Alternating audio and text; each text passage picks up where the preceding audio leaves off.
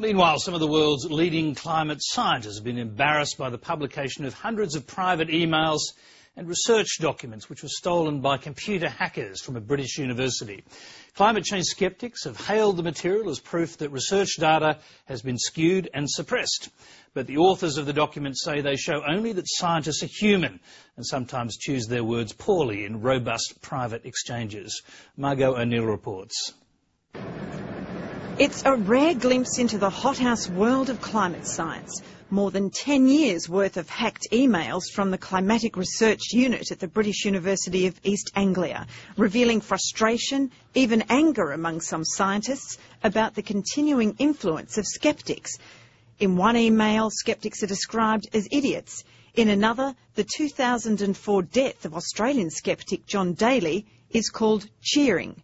Something is seriously sick with the culture at the top of the global warming scientist cabal. It is indicative of a tribal mentality, a demonisation of anyone who dares doubt their work. Now, they gloat, for example, over the death of a very gentlemanly sceptic, John Daly, who was in Tasmanian, in fact, who did wonderful work on sea level rises. I don't think anybody should be particularly happy if someone dies, but I think we can hold those sceptics, like Daly, to account for placing future generations at risk.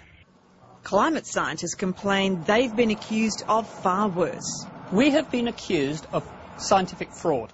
That is a sackable offence. If a climate scientist could be shown to have committed scientific fraud, they should be sacked. However, I would like the same standard to be applied to the sceptics. There are serious questions about some of the scientific references in the hacked emails, which sceptics claim debunk the notion of a consensus on climate change, such as this statement by a leading American atmospheric scientist, Dr. Kevin Trenberth, who wrote about temperatures plateauing in 2008. The fact is we can't account for the lack of warming at the moment, and it is a travesty that we can't. I'm worried that these guys have been committed to a theory that is falling to bits, and privately they admit that it's got problems, but publicly they're pushing the world to adopt a massive reorganisation of the way we do business. But that's not what Kevin Trenberth meant, says Professor Pittman, who says although temperatures have plateaued, this decade is still the hottest on record. There isn't the faintest hint of a hoax, of a conspiracy, of a right-wing or a left-wing bias to fund the research of climate science or anything like that. It's the normal repartee and discussion between climate scientists. Andrew Bolt says other emails discuss suppressing data.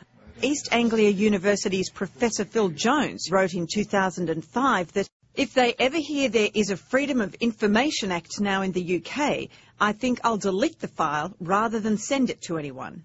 What we see is some of the world's top climate scientists, the ones most involved in developing this theory, involved in a massive collusion, stretching from America to Britain, in trying to fiddle with data, destroy data when others try to check it, sceptics try to check it. But many scientists are bound by contract not to reveal their raw data because of its commercial or military value, says Professor Pittman. If they did pass it on, it's a breach of contract. And even beyond that, they are currently in negotiations with most of those countries to ask for permission to pass the data on. But until that's agreed, it's not that the climate scientists wouldn't want to pass it on, it's that the people who've given you the data say that you can't. Police are now investigating the cyber attack on the University of East Anglia. Margot O'Neill, Lateline.